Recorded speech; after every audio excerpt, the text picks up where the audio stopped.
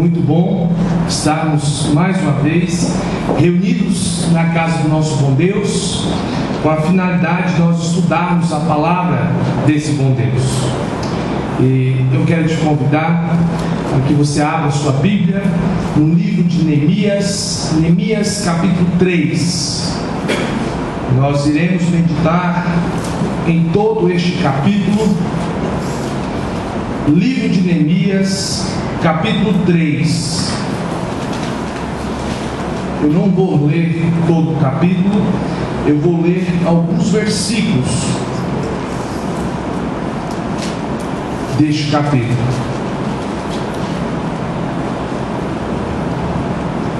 Capítulo 3 do livro de Neemias, palavra de Deus nos diz assim: Então se dispôs Eliasibe, o sumo sacerdote, com os sacerdotes, seus irmãos, e reedificaram a porta das ovelhas, consagraram-na, assentaram-lhe as portas e continuaram a reconstrução até a torre do Sem e a torre de Hananel.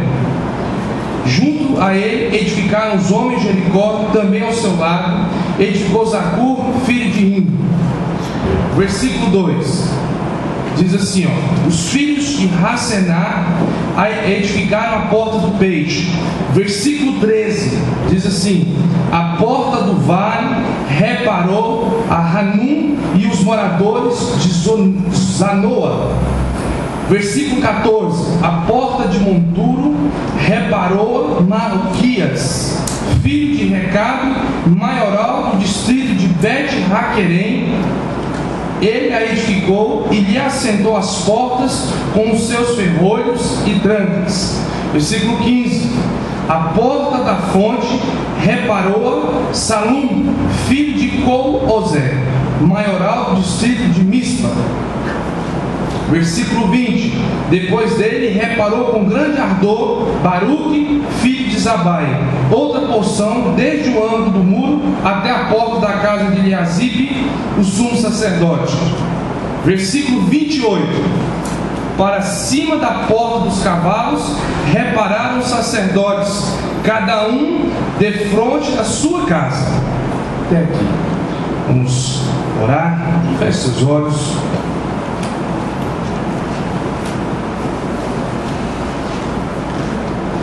Grandioso Deus, nós queremos te bendizer, Pai. Nós queremos agradecer ao Senhor por mais esse dia que o Senhor nos concede de vida, Deus. Agradecer a Ti, porque o Senhor tem nos assistido, o Senhor tem cuidado das nossas vidas e tem sido um Deus bondoso para conosco. Deus, obrigado pela Tua palavra essa que é viva, palavra essa que tem transformado as nossas vidas, os nossos corações. Senhor, que ao sairmos daqui nesta manhã, nós saímos daqui diferenciados, fortalecidos, animados, reedificados, Deus, fortalecidos para a glória do Teu nome, Deus. Pai, que o Senhor fale aos nossos corações. Deus, que o Senhor trabalhe as nossas vidas. E tudo isso, Deus, para a glória do Teu nome. Deus, nós oramos assim, no nome de Jesus Cristo. Amém. Meus irmãos, eu gostaria de iniciar essa exposição com as palavras do apóstolo Paulo, escrevendo aos Coríntios, capítulo 15, versículo 58, diz assim: portanto, meus amados irmãos, sede firmes, inabaláveis e sempre abundantes na obra do Senhor, sabendo que no Senhor o vosso trabalho não é vão. Paulo está concluindo um pensamento, depois de ele ter falado sobre as expectativas da vida, vida vindoura, meio redundante, mas é a vida, a segunda vinda de Jesus e a expectativa que a igreja deve ter em relação a essa segunda vinda. Ele agora fecha o raciocínio com esse desafio para a igreja do Senhor, e esse desafio se aplica a nós. Paulo está nos convocando para trabalharmos. E é sobre trabalho que eu irei falar com os irmãos essa manhã. Nós vamos então analisar o livro de Neemias, a fim de entendermos aqui esse capítulo 3 e o porquê que ele está aqui e qual a finalidade dele para as nossas vidas. Vou recapitular aqui a última exposição que eu fiz no capítulo 2. E eu pensei no seguinte tema para os irmãos: fé, dádiva de Deus em meio ao caos. E passei a ver aspectos interessantes com os irmãos. Primeiro, a fé, ela tem que esperar. A fé, a gente tem que ter fé para pedir. E nós temos que ter fé para desafiar a outros. Essas foram as verdades que aprendemos explorando o capítulo 2 de Neemias.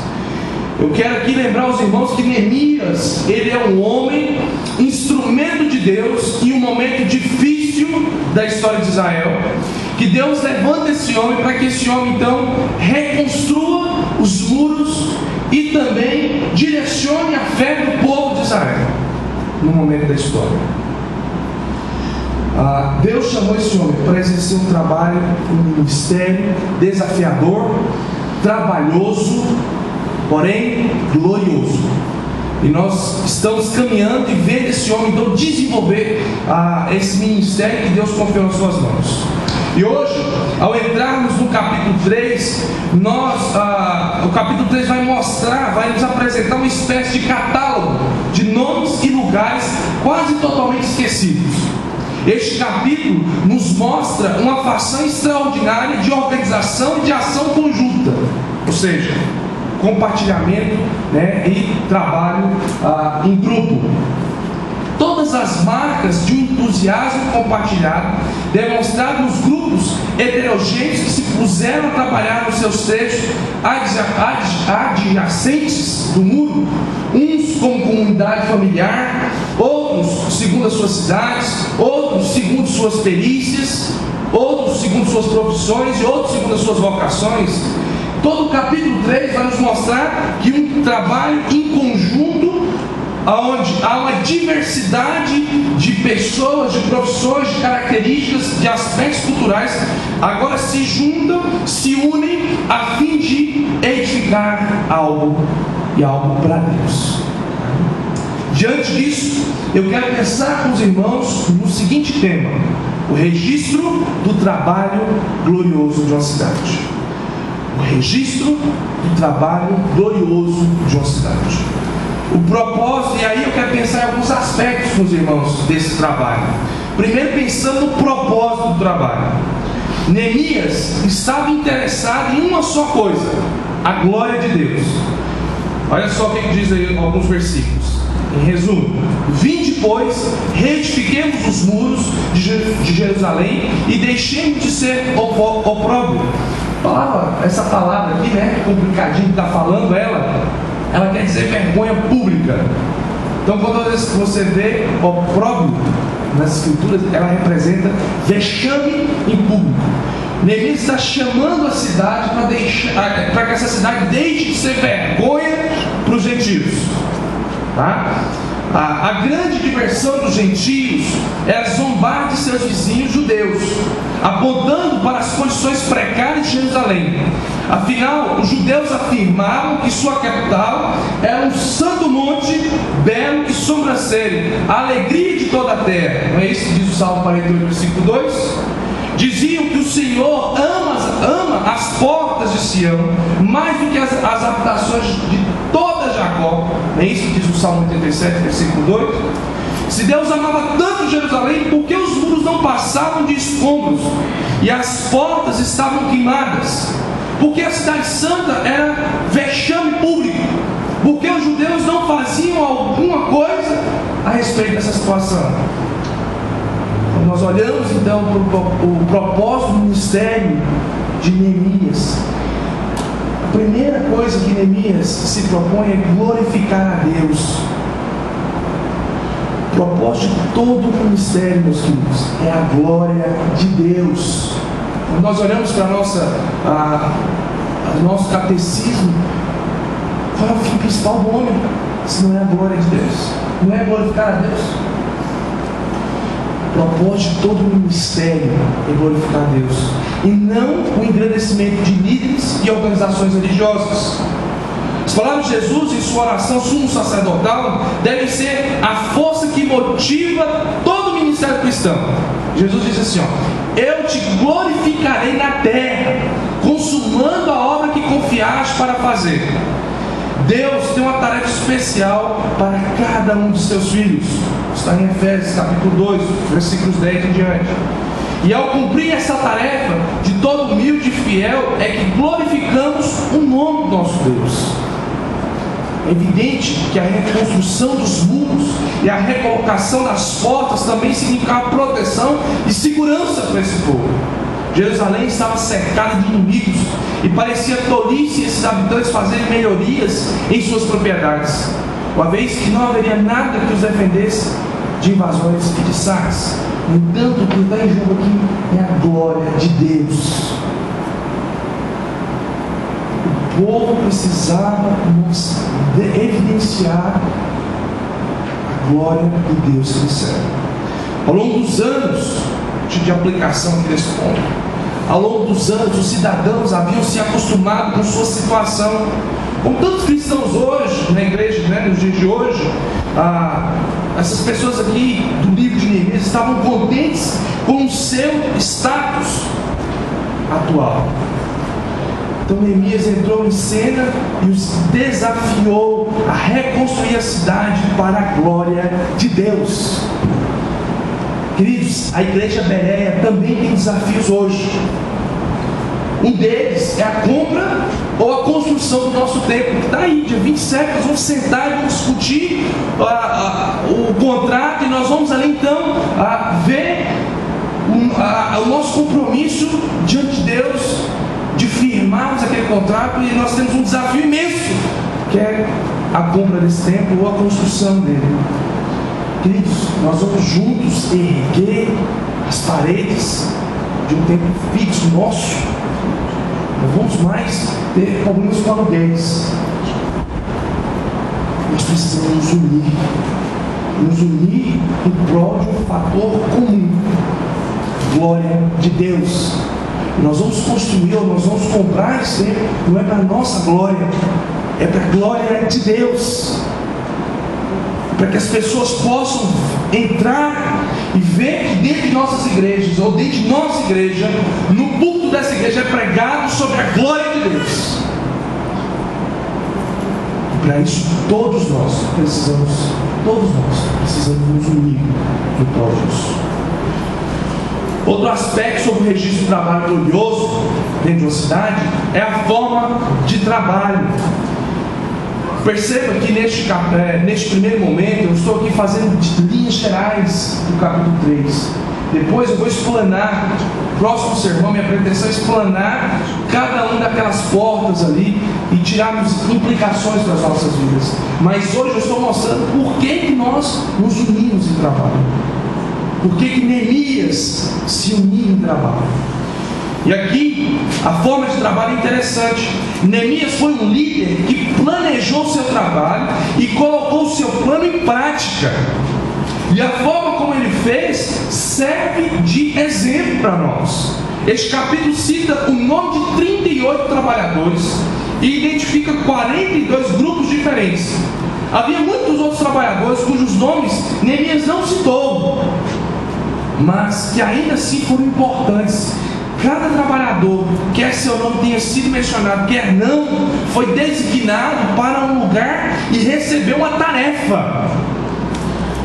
D.L. Moody, um evangelista muito proeminente na igreja há épocas atrás, bem atrás, disse algo importante sobre o trabalho da igreja. Ele falou o seguinte: muita gente, palavras de Moody, muita gente tem uma ideia equivocada a respeito da igreja. Essas pessoas acreditam que a igreja é um lugar de descanso, um lugar para sentar-se no banco bem confortável, contribuir com o trabalho de caridade, ouvir o pastor e fazer sua parte para que a igreja não vá à falência. É tudo o que quer. A ideia de trabalho de verdade na igreja nem lhes passa pela cabeça. Isso aqui me incomodou. Eu espero que te incomode também esse pensamento de humilde. Queridos, trabalhar é colocar a mão no arado. 1 Coríntios capítulo 12, os capítulos 12 a 14, Paulo compara os cristãos individuais com os membros do corpo humano. Cada membro é importante, cada um tem uma função específica. Deus não quer que façamos tudo dentro da igreja. Deus não quer isso da gente. Mas Ele quer que usemos os dons que Ele nos concedeu, a fim de que cada área em que atuarmos seja edificada. Atuando nas áreas que Deus nos designou, daremos a oportunidade dos demais membros atuarem conosco e fugiremos do mal de centralização ou do mal da centralização de poderes e tarefas. Queridos, em resumo, precisamos dividir o peso. As coisas não podem estar centradas em um somente. Quando todos se envolvem, quando todos trabalham, a coisa acontece. Mas quando um só tenta fazer tudo sozinho, não vai. Por isso que a Bereia não é o Ronaldo, não é o conselho somente, é vocês, cada um de vocês envolvidos nesse trabalho, cada um funcionando, é a espécie de uma engrenagem, onde cada um trabalha esse tipo. Você pega uma máquina que tem um monte de engrenagem, vamos pensar no motor. Se você tira uma pequena engrenagem dentro do motor, o motor não vai funcionar, ele para. Assim é a igreja. Cada um aqui tem uma função, cada um aqui foi chamado por Deus para exercer algo. Por isso nós somos chamados de membros de um corpo. Os judeus concluíram essa tarefa difícil, pois obedeceram ao mesmo líder. Eles tinham um líder, e nós temos um também, que é Cristo Jesus, o supremo pastor. E temos representantes desses líderes aqui, que são os pastores, são os presbíteros.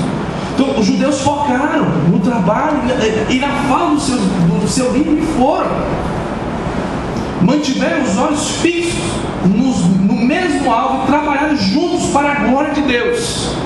Nem o inimigo fora da cidade, nem as dificuldades dentro da cidade puderam desviar a atenção da incumbência que haviam recebido de Deus. Queridos, se nós focarmos, nós vamos conseguir, porque é Deus que está conosco.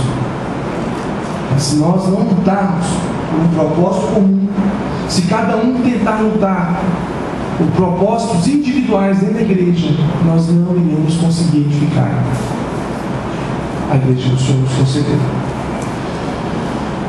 Os verbos edificar e reparar, mais uma coisa que eu quero pensar com vocês também, que é interessante. Os verbos edificar e reparar são usados com frequência em Neemias 3, com o sentido de reconstruir. George Morrison nos lembra de que para essa restauração não foram necessários materiais novos. Todo o material de que precisavam encontrava-se nos escombros das obras de alvenaria. E ao que me parece, esse é sempre o caso quando os muros de Sião são reconstruídos. Eles reutilizam aquilo que eles têm nas mãos. Outros termos usados como reparar, reedificar e assentar também aparecem várias vezes com o sentido de tornar firme e forte. Neemias não estava interessado em dar um jeito nas coisas, fazendo muros caídos que não demorariam muito a ruir novamente. Esses trabalhadores estavam construindo para a glória de Deus e, portanto, deram o melhor de si. Aplicação para nós.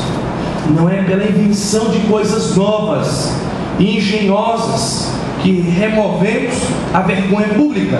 Ou seja, às vezes aquele mal-estar que o mundo quer enxergar na igreja. Não é por coisas novas, não é por invenções mirabolantes, mas sim nós removemos isso quando nós voltamos às verdades ditas por Deus outrora. Aonde está isso? Sua palavra, que confere grandeza à igreja ao longo das eras. É assim que a igreja tira vergonha, é assim que a igreja mostra para o mundo que ela é uma igreja consistente e ela serve um Deus vivo e verdadeiro. Não é inventando coisas, não é inovando a liturgia do culto, querendo incrementar coisas para tornar a igreja mais acessível para as pessoas. As pessoas devem vir para a igreja para serem mudadas e transformadas pelo poder de Cristo Jesus, e não a igreja ser modificada, deixar princípios estabelecidos pela palavra de Deus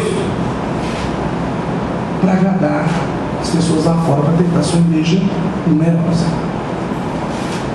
Essas verdades são como pedras no meio do pó, esperando que algum Neemias que se importa nos dias de hoje as recupere e as coloque de volta em uso. O último aspecto sobre o registro de um trabalho glorioso de uma cidade é que as pessoas se envolviam no trabalho, as pessoas estavam envolvidas no trabalho. Ao nos familiarizarmos com as diversas pessoas citadas em Neemias 3, logo pensamos: mas isso não é igual à igreja de hoje? As circunstâncias mudam, mas a natureza humana é praticamente a mesma. Eu gostaria de fazer algumas observações para os irmãos, então. Se nós nos parecemos com essas pessoas que estão aí trabalhando para retificar o muro de Neemias 3, a primeira coisa que nós precisamos ver aqui é que Deus usa todo tipo de pessoas. Deus usa todo tipo de pessoa. Os capítulos citam governantes e sacerdotes, homens e mulheres, artífices, profissionais e até mesmo pessoas de fora da cidade. Há um lugar e uma tarefa para cada pessoa dentro do reino, assim como teve para cada um aqui na edificação desse mundo. Outra coisa interessante a notar aqui é que os líderes devem dar o exemplo. Preste bem atenção no que eu vou falar aqui. Os líderes devem dar o exemplo. Basta você olhar o versículo 1. Se havia pessoas da cidade que deveriam estar ocupadas, eram os sacerdotes, pois esse projeto que estava em jogo era a glória do Senhor.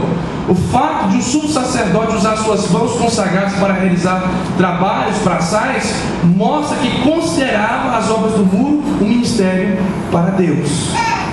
Uma lição que extraímos disso é que líderes devem se empenhar no trabalho.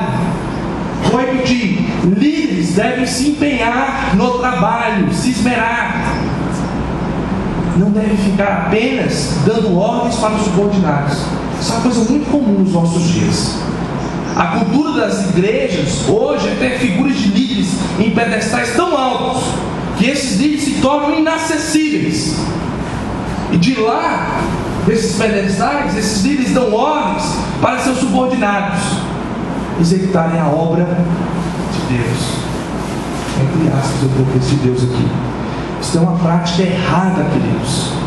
Líderes de verdade são aqueles que se envolvem, aqueles que vão à frente, aqueles que tomam a iniciativa. Líderes são aqueles que pegam o arado e não olham para trás, e eles motivam a igreja a andar junto com eles. Esse é o líder de verdade.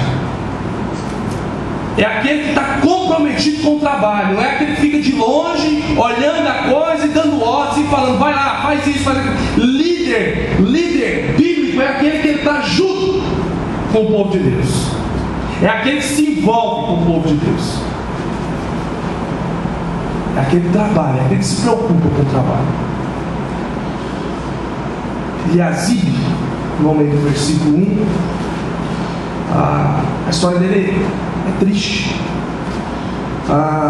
Este homem, aqui, ele é quem motiva, aqui ele é quem está dando ordens e ajudando os sacerdotes, a trabalhar e desenvolver. Mas daqui a alguns capítulos, lá no capítulo 13, versículos 4 a 9, Eliasib vai ser problema para Neemias. Ele vai se unir com o inimigo e vai causar dificuldades para o povo de Deus. Isso nos ensina alguma coisa também. Queridos, muitas pessoas começam a trabalhar cheias de entusiasmo, mas por diversos motivos podem acabar desistindo ou fazendo oposição ao trabalho de Deus. A gente tem que tomar muito cuidado com isso. Todos devem ficar atentos para que não se torne motivo de empecilho no reino de Deus.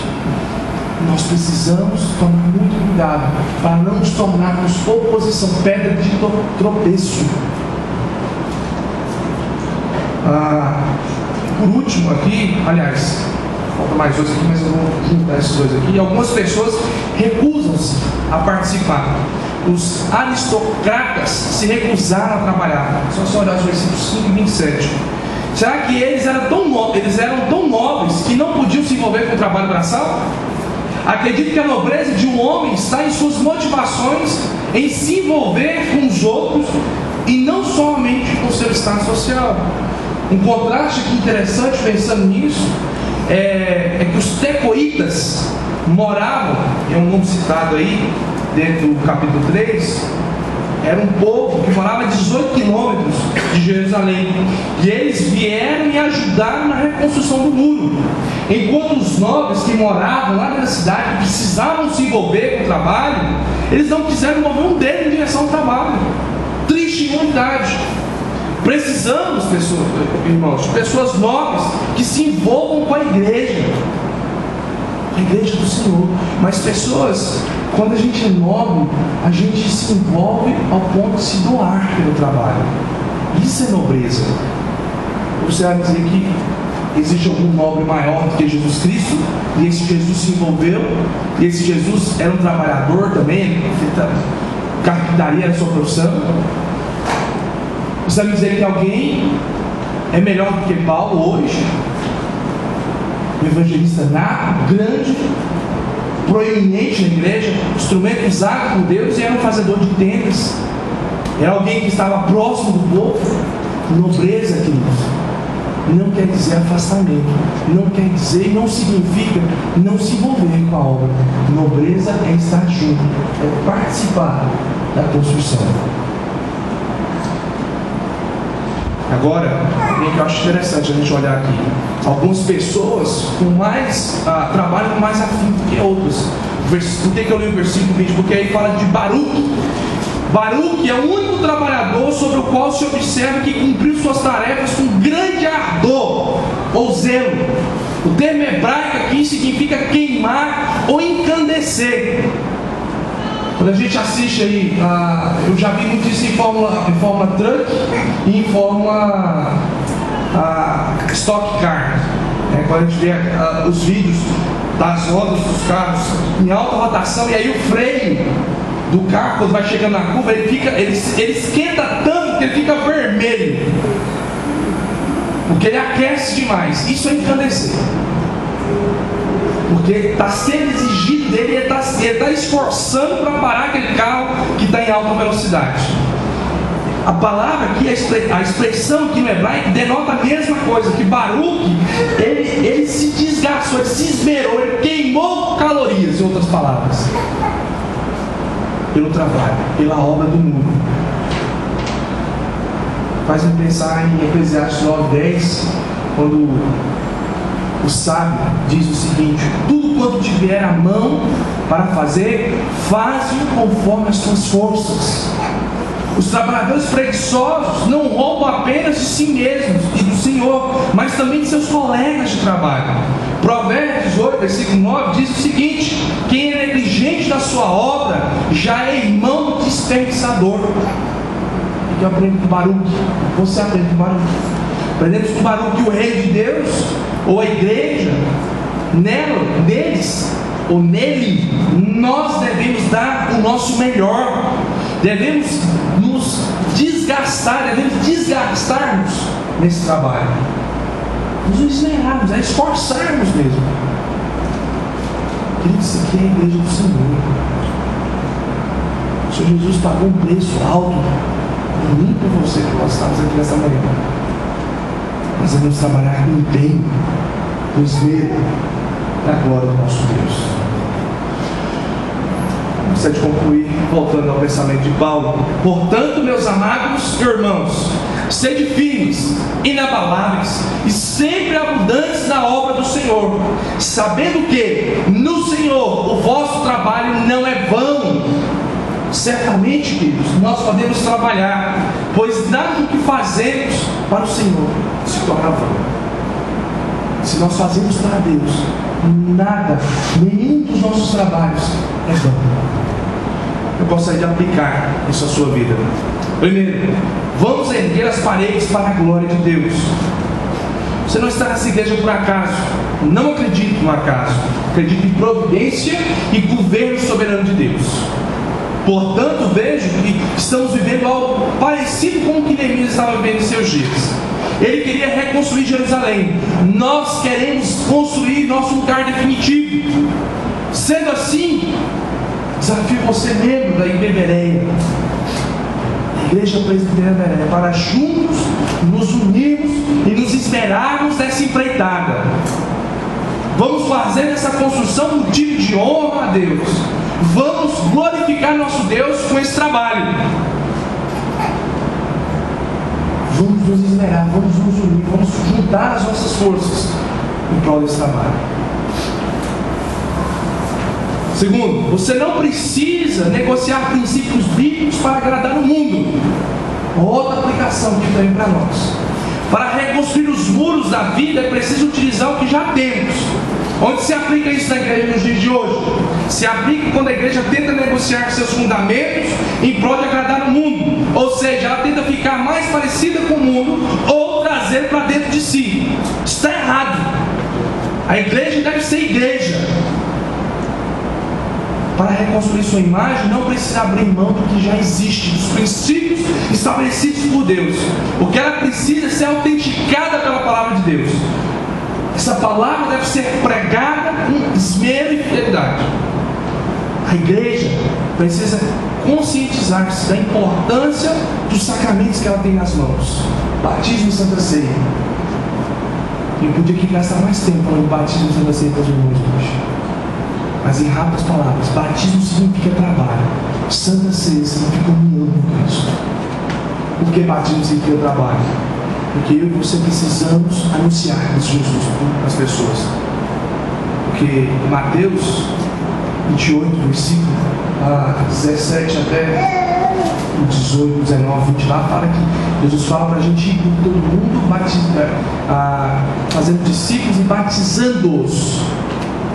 Fazer discípulo e batizar é junto. Discipular implica em batismo. Precisamos discipular, precisamos trabalhar, nos esmerarmos. A igreja precisa aplicar corretamente a disciplina para que os faltosos se arrependam e se corrijam. Para que haja temor no meio da igreja. Percebe que eu usei os 3 pilares da igreja reformada: pregação fiel das Escrituras, administração correta dos sacramentos e ministração ou administração da disciplina. Administração correta da disciplina são pilares da igreja reformada. Para sermos igreja nesse mundo, nós precisamos ser igreja, apenas igreja, vivendo. Se nós conseguirmos viver, eu vou usar as palavras de João Crisóstomo, se nós vivemos 1% do que a Bíblia realmente requer de nós, então vamos será transformado.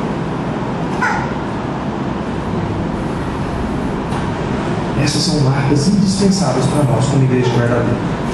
Segundo, ou terceiro, Deus usa todo tipo de pessoa. Deus usa todas as pessoas. Se você está aqui nessa manhã e até hoje não entendeu que Deus quer te usar, eu quero dizer para você que Deus não te trouxe aqui à toa. Deus quer te usar na obra dele. Você tem um lugar preparado por Deus na obra dele. Se você ainda não fez um compromisso com Cristo Jesus de verdade, de coração, com sinceridade, com fé em Cristo Jesus e na obra dele, querido, eu te convido a fazer isso nessa manhã. E entender que você foi chamado por Deus para desempenhar um papel na igreja dele. Vamos juntos. A maioria aqui, todos são membros da igreja Bereia. Tem nenhum visitante aqui hoje. Vamos juntos, queridos, edificar aquilo que Deus confiou nas nossas mãos. Vamos reconstruir aquilo que Deus confiou nas nossas mãos. A Bereia está num tempo bom. A gente está num tempo maravilhoso e de construção. Vamos juntos nessa caminhada. Vamos trilhar essa caminhada para a glória do nosso Deus. Esse é o nosso propósito maior. É glorificar o nosso Deus. Honrá-lo com o nosso trabalho. Vamos juntos. Fique de pé. Vamos lá.